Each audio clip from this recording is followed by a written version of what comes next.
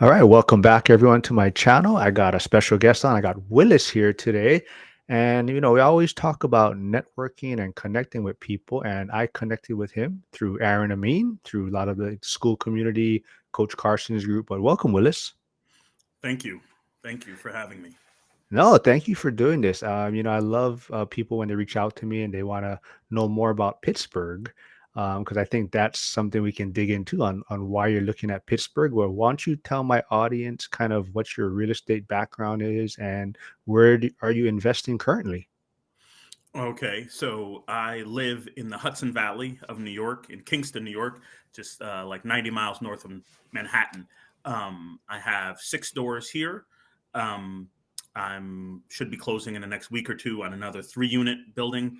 Um, so I yeah started in 2015 or so. I bought a duplex and then another duplex.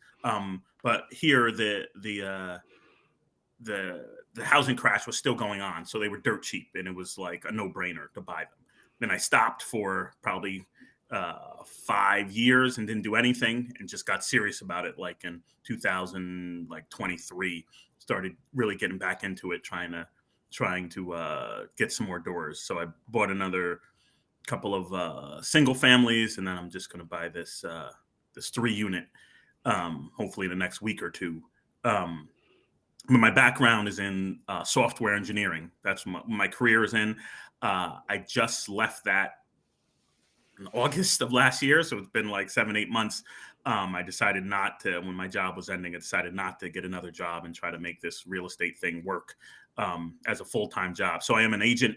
I've been an agent for a while, probably since 2017. Like the house I live in right now is a foreclosure. That's what got me into buying distressed properties because this worked out so well.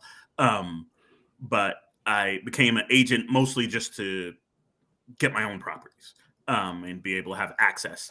So I didn't really do anything. But when I thought I was going to leave my job, like the beginning of 2024, maybe end of 2023, when it looked like my job was ending and I was going to have to get something else, I said, all right, I'm going to start really pounding the pavement as a real estate agent and as a real estate investor. So that kind of brought me to today, where I'm supporting myself as a real estate agent and looking to hopefully not need to work in the next 1 to 3 years is what I'm giving myself to be kind of financially independent. It's like I touched on earlier, you're considering, looking at the Pittsburgh market. But like you said, you're investing in New York now, and it sounds like you're doing good things there. I mean, like why switch to another market possibly? Because of refining my goals, right? I'm a member of Coach Carlson's RPM, Rental Property Mastery Group, and he really hammers on the fact that, like, what do you want to get out of this? Why are you just trying to be as rich as possible? Do you want to replace your income? When do you want to do that? And so in the process of refining those goals, I really, it boils down to, I want work to be optional. That's what I want, right? That is the goal of my real estate investing. And so for work to be optional, I have to replace my income, and I want to do that as soon as possible. Um, so in doing that, in coming to that conclusion, I said, okay, I need to have efficient kind of money producers in my portfolio. And single families that I purchased, the two I purchased last year, or now the year before last, is aren't they cash flow, but it's not a very efficient use of capital to produce cash flow. So I really wanted to get that, led me towards multifamily, either small or maybe getting upwards of 10 units. The 3 unit is the most I have now, but I want to get bigger to produce that cash flow more efficiently. So that, the next step was, can I do that around here? And the answer to that is, for the most part, no. Like, I'm buying one now, and it's like once a year, maybe two a year, but probably not. Maybe one a year is going to be a good enough deal for me. I'm not looking to buy something and wait 5 years for the rents to appreciate to the cash flow goal. I kind of want that sooner than later. So that's not possible here where I live in upstate New York. Um, Buying something, even distressed properties, are very expensive here. Just, they will appreciate and the rents will always go up, but they're not gonna cash flow to the level I need it to cash flow. I'm looking So far, I'm looking to get, at least $200 a door, and buying properties here, even ones that are very distressed. That's very, very rare to find.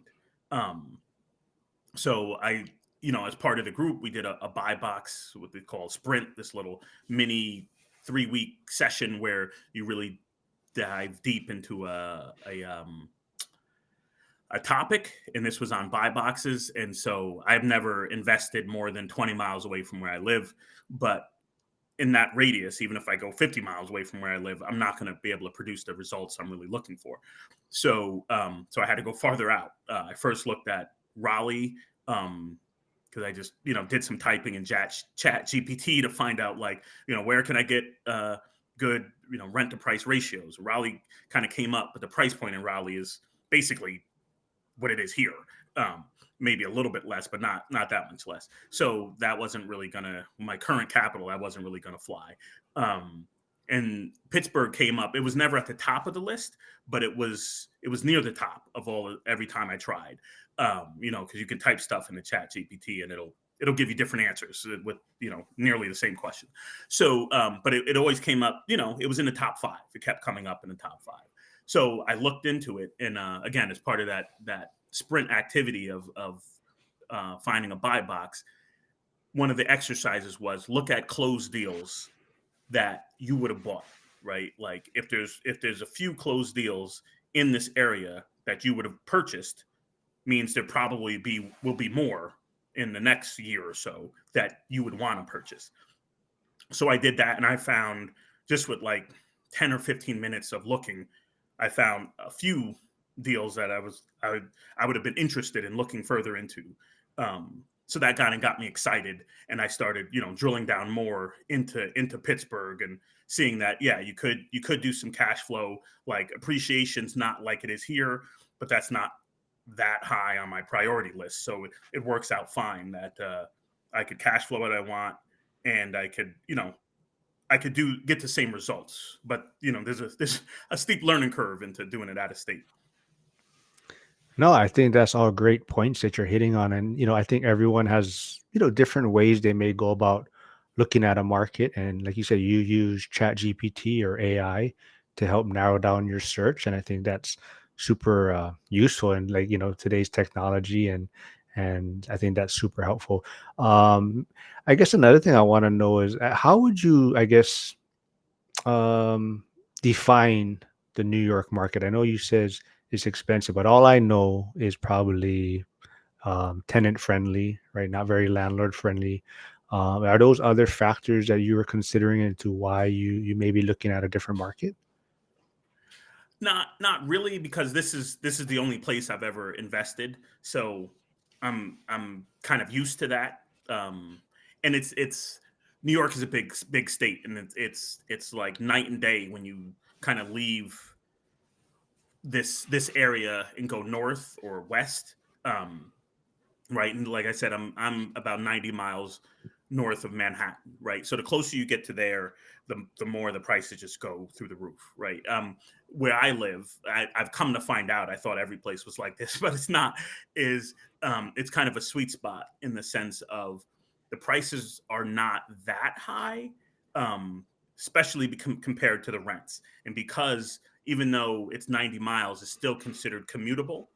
So we get people, especially after COVID, moving into the areas. It keeps the property values up, and it keeps the rental demand almost like it's our area is in a housing emergency, right? So they are instituting things like rent control if you like have more than 10 units and things like that. But I guess the way I look at it is if I know the rules going into it, I can play by those rules. Like if the rules change while I'm already into it, that's a problem. But if I know the rules, and I know the tenant rules and I know the landlord rules, um, so I can play by those rules and I can win if I know the rules going into it. So it's compared to places like Texas or places in the Midwest, it's definitely much more restrictive. Tenants, if you have to evict someone and they know what they're doing, it could be months of of them living rent free in your places, and that's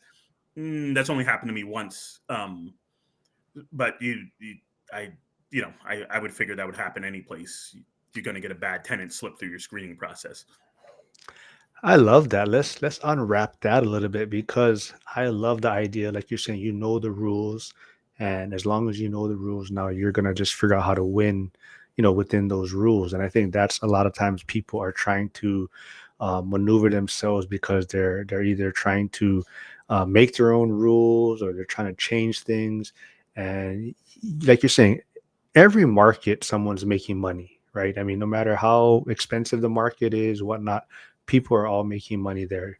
But for you, it's not so much like you're saying, it's not so much the rules that are in place. It's just you want your money to go further, right? Like you're saying, you could make deals cash flow in your market.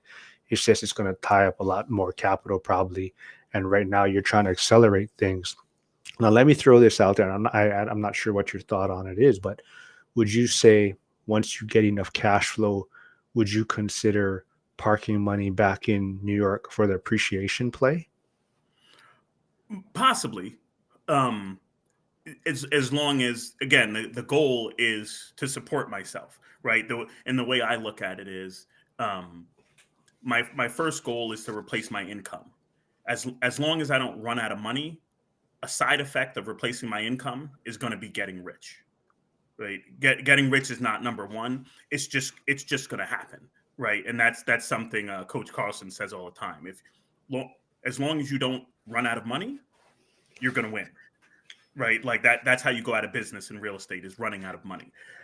So that's why if I were to invest in like the high price things here, I'd run out of money quickly.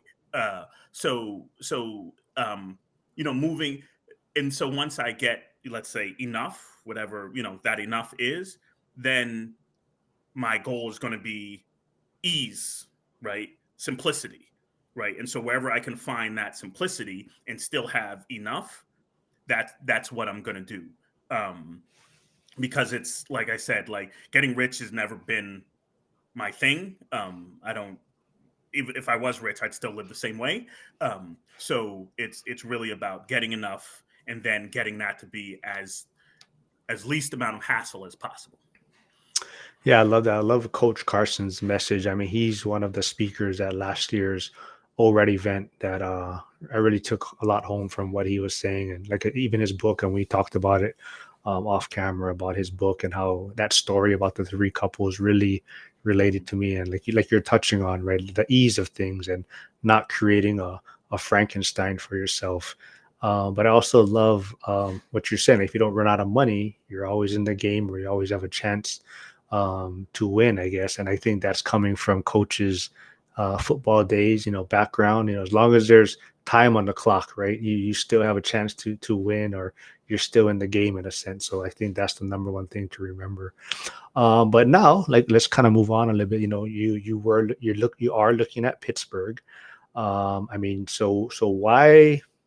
I guess why did you reach out to me, or who told you to reach out to me, or how are you connecting, I guess, with the people in Pittsburgh?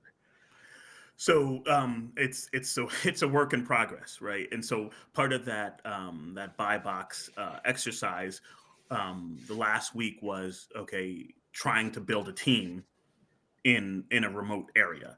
Um, so I started reaching out to people on social media. the coach who was running that buy box sprint knew you, and he said, and it's part of the kind of check-ins of the exercise was, okay, where does your buy box, where is it at, all these things. It's like, oh, Pittsburgh, I know somebody who invests in Pittsburgh, and he connected me with you. um and you have properties in Pittsburgh, and then you connected me with a real estate agent who I like a lot, right? I connected with somebody through social media that was okay, but not fantastic in the sense of they weren't focused on investors.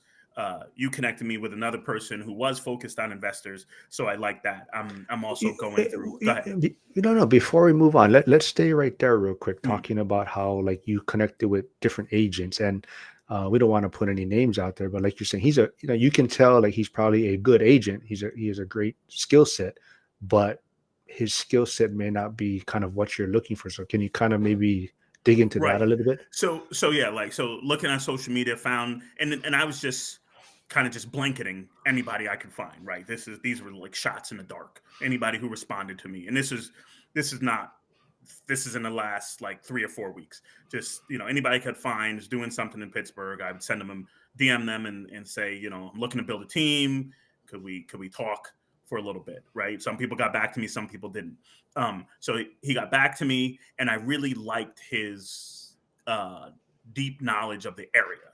Like I said, that's what I need. Right.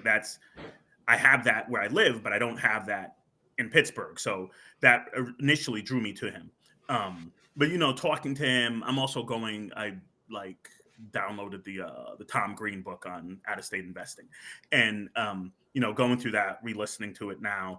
Um, you need to talk to more than one person. That's what I'm realizing. That lesson just came to me last week when I kind of switched, because I was like, when I first talked to this guy, I was like, oh, this is great. Like, real estate agents are very good communicators, and they can talk, and win you over. It's just the sales that we do. And so I was like, oh, this sounds good. But I asked, like, do you invest? He said, no, I don't invest. I thought about it, but I don't. I was like, I wish you did, but that's okay.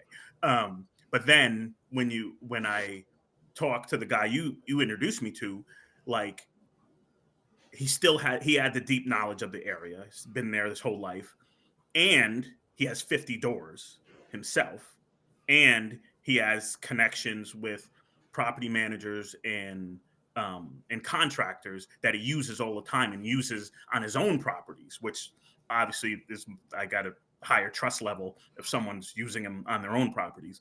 Um, so where the other guy was good, I really liked him. When I talked to the real estate guy who does investing himself, I could see, like, oh, this is much better for me. Like, is this guy a better real estate agent? I don't know, but for my particular situation, it was noticeably a better fit for me. Yeah, I love that. Like I think like we touched on it. I think I know the first agent that you're talking about. I think I connected with him also when I kind of started my journey. And same thing, like great guy, very knowledgeable, very good communicator, but like at the same time, like you're saying, you can kind of sense that the investing side is maybe not his skill set, or that's Yeah, he not even the told type me, of he was client. like, Yeah. most investors I talk to, I don't take on as clients. Probably 1 in 10 I take on as clients. Most of my people are people moving into this area who are going to live here, and I'm finding them a home. Yeah, I think like you touched on earlier, it's about also just connecting with multiple people and not just jumping on board with kind of that first agent or Mm. first person you connect with, and even the person I recommended, I recommended a few people, so it's not like I just said, hey, talk to this guy. This is the only guy that you can work with. I said, hey, this guy might fit your personality better. This guy might fit what you're looking for better, and I think anyone that wants to reach out to me, definitely reach out to me, and that's kind of what I'll do. I mean, I'm not going to tell you that, hey, you got to use the guy that I use. I'll be like, hey, connect with different people that I talk to, and there might be one that stands out to you. So that's great. I'm glad you got to connect, and we'll just say Jeremy Taggart. He's been on my channel a few times. He's done some lives with me, so I call him the House Hat King. So, but yeah, he's a good guy. So reach out to him. But yeah, so where are you at now in your I guess out of state journey? So yeah, so I have Jeremy. He's going to be on the team, and as far as running numbers and that part of it, I can do that. I can do that remotely. What I need boots on the ground to do is, number one, advise me as to, okay, this looks like a good deal on paper. Where's the neighborhood at? Where's it going? Kind of thing.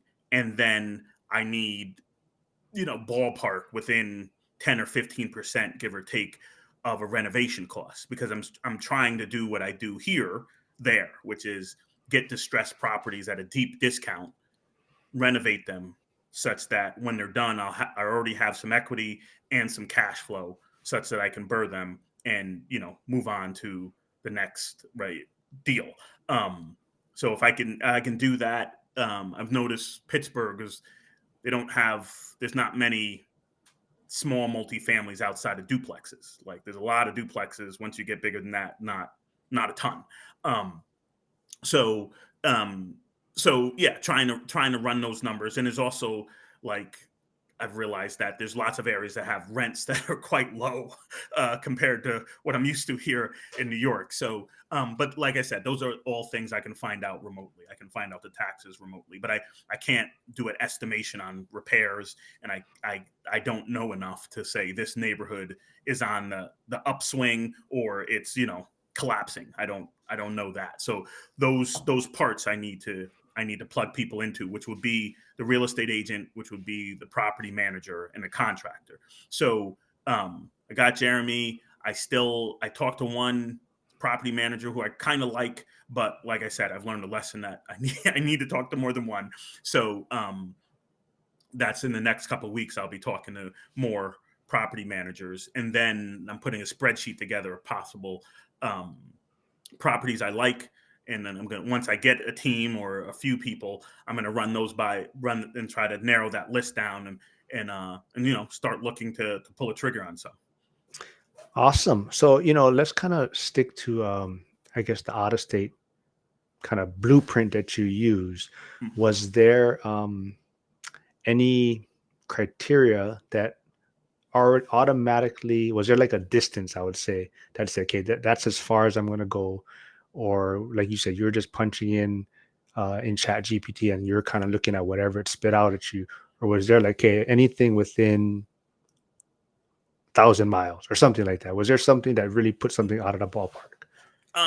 No, it was I was the initial formula was another Coach Carson formula, where he has this idea of a sun city or a sun location, right? And he thinks of it as he describes it as a solar system, right? So you have a sun, and then you have satellites that go around this sun, right? The sun is Pittsburgh, or the sun is Atlanta, or the sun is whatever city that has the jobs, that has the infrastructure, right? But out and it's expensive, right? It's expensive to go right into that. But the satellites cities are less expensive.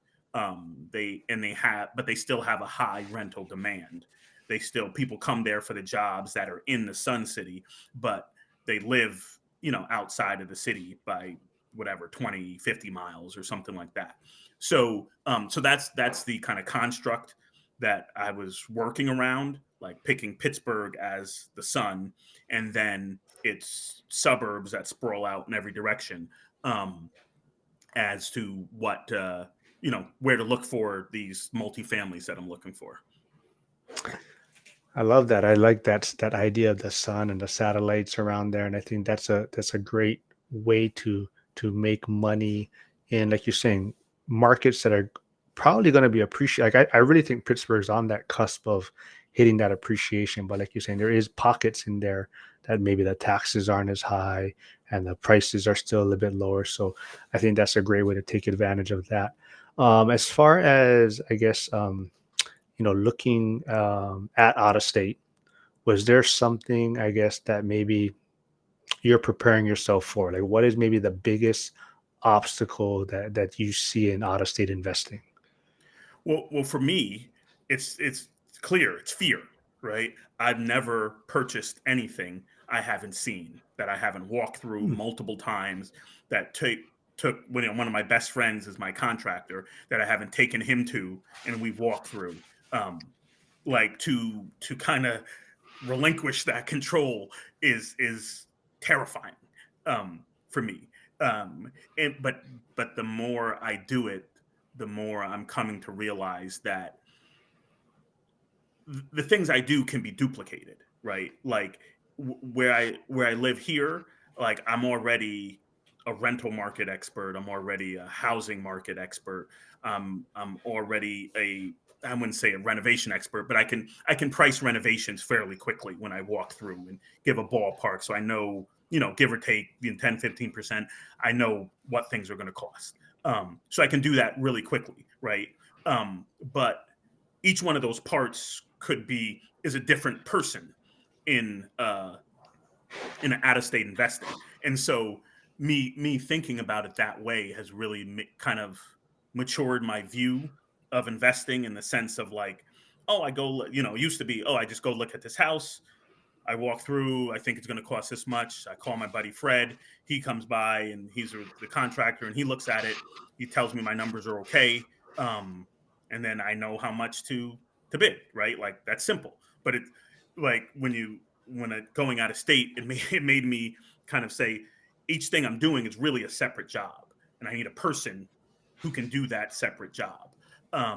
So that fear of like, I'm not there, right? And I do all this stuff. That really kept me from doing it for a while, until I realized, like, if I think about this job I'm doing of going to see the house and estimating the costs, or um, thinking about what is this house going to be worth after I fix it up, or thinking about how much rent can I get from this house when I'm going to fix it up. If I think about it that way, it's much less fearful for me, because there's a person I can get on my team that's going to do that job. It's not me doing them all. It's me picking someone to do this job and that job that I do here. So yeah, the biggest obstacle, once that fear was gone, I thought like, oh, this is not that big of a deal. I just need to figure out what the jobs are and get someone to fill them. How long would it take you to get to Pittsburgh from New York? 6 or 7 hours. Oh, shoot, that long actually? Okay. I was wondering, like for your first maybe property that you find, are you think you're gonna do a walkthrough before you purchase it, or are you gonna kind of go the full remote way? I don't know. Like I because I can't, I got a life here, so I can't like run it out there all the time. So I'd like to discipline myself enough to like find people I trust and then trust them. Like I'm saying that in words, but is that really going to happen? I don't know. It may, you know, it's still a risk, right? So it's a big risk when I do it here, but I feel comfortable because I'm here and the people I trust are here. So that remains to be seen. I would hope I could do it, because to really scale, I can't be there all the time, and I want to scale. So I'm hoping that I won't, but I might. I think you touched on it earlier. I think you said you downloaded David Green's, remote investing or out of state investing. Hmm. Like, do you think that you could see yourself doing this 10, 15 years ago, maybe remote investing? Probably not. I don't think the technology was there to support Yeah. it. Um, and and I wasn't there 100%. Even if the technology was there, my thinking wasn't there to support it. Right? Like I didn't have my own process dialed in enough to to do that, even if I could walk through a house, right? Because when I first started, it was I didn't the expertise I have now I didn't have, right? I couldn't estimate how much this kitchen is going to cost or this roof is going to cost. Um, so yeah, like yeah, I wasn't there and the technology wasn't there. Yeah, I think that's a great point. I definitely think technology has made this a lot easier than. I mean, I'm not saying it's easy, but I think it's a lot easier than people Hmm. think it actually is. And you kind of like you touched on that. I think like even just being able to do calls like this, or even if I'm not sure if you and Jeremy talked on a Zoom or talked just over the phone, but I mean, I think there's something about also just seeing the person uh, on a video call. Hmm. I think Hmm. you can get a good read of what they're telling you and whatnot. So I think, like you're saying, technology has definitely helped this process of out of state investing. So yeah, I love what you're doing, and maybe we can connect again. Maybe when you get further along, and I mean, I don't know. Maybe you might change your mind. Maybe you're not gonna buy something in Pittsburgh, and you might pivot on me. But I would love to see what you're going to do there, and I definitely think Jeremy's going to be able to help you. He's doing great things also with Owe Nicholas, who was also on my channel before, Orange Juice Properties, and I know you connected with him too. Hmm. But yeah, why don't you remind people, like, if they want to buy stuff in New York, if they want to invest in New York, and how can they connect with you? So yeah, you can look me up, Willis White. That's the handle on everything, on Instagram and TikTok. And if you want to email me, it's just williscwhite@gmail.com. I'm with Keller Williams Realty, Hudson Valley North. Um, and like I said, I like dealing with investors because I am one. So and I specialize in at least investments in distressed properties. That's what a lot of my experience is in. Cool. I will put all those links, in the description. But before we wrap things up, I do want to touch on one last thing. And I know you mentioned you're in Coach Carson's group, and I always get questions, and a lot of people. I think that's one of the common questions people like to ask: is it worth paying for coaching or mentorship? And we're not going to go into the price of Coach Carson's, program and whatnot. But do you think paying for mentorship or joining these type of programs is beneficial? Um, I think it depends. Like for me, it has been. I thought it was expensive, and I was like, and so I made the decision when I said I was going to jump into this, like that I was going to spend some money, and some of that money was going to be wasted. Like I did this. Uh, Another one of the sprints had to do with off market deal finding, and I was sending out postcards. Right, I eventually gave up on that, so that was wasted money. But I went into it thinking like, okay, I'm going to spend some money. Some of it's going to be wasted, but it's some of it's going to be valuable, right? And for me, this has been valuable because I that the fear, like I was talking about before with out of state investing, I don't know if I would have gotten over that without being a part of this community. And so can I say it's worth it for everyone? I don't know. Probably not. Like if you're taking steps every week, you're moving along, maybe it's not. But I really wasn't um moving along like that. And being a part of community, especially this one, is very motivating because you're going to talk to someone every week. You're going to meet people who are already doing it, and they're going to like I this lady. We have these action teams, which are little groups we meet every other week. I started talking to her, and she's like, "You can do this. You already." And she does out of state investing. She was afraid to invest near where she lives, right? She was like, "Oh, I just have other people taking care of it. It's so much easier that way. I'm afraid to buy something close to where I live." And it was seemed so strange. So, like, getting out of your own head and talking to people for me was very motivating, right?